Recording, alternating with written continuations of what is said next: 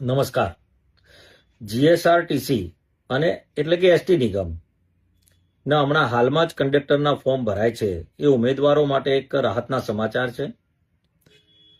વારંવાર જે હેરાનગતિ થતી હતી આ ગરમીની અંદર કે ભાઈ રેડ ક્રોસનું સર્ટિફિકેટ જોઈએ, બેઝ જોઈએ, એના માટે હેરાન થવું પડતું હતું.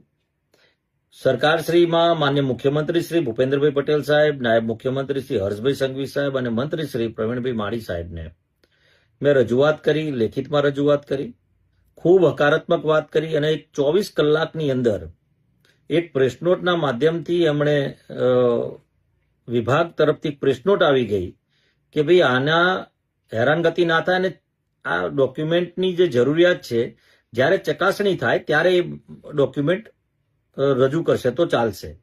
એટલે કે એમને ખૂબ મોટો સમયગાળો મળી ગયો. આ તમામ જે 3 લાખ જેટલા ઉમેદવારો, 2.5 થી 3 લાખ જેટલા ઉમેદવારો જે હેરાન થતા હતા એ હેરાન હવે થશે નહીં.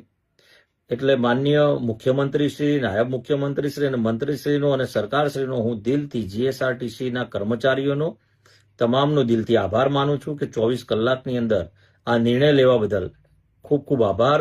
તમામ ઉમેદવારો વતી હું આભાર માનું છું કે આ સરાહનીય કામ સરકારે કર્યું છે અને એ પણ 24 કલાકની અંદર આ નિર્ણય લીધો છે તે બદલ એમનો દિલથી હું આભાર માનું છું.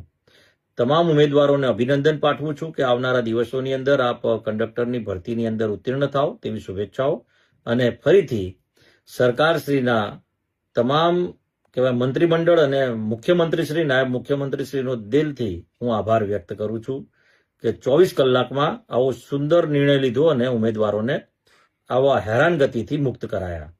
ફરીથી આભાર. ભારત માતા કી જય. જય જય ગરવી ગુજરાત. નમસ્કાર.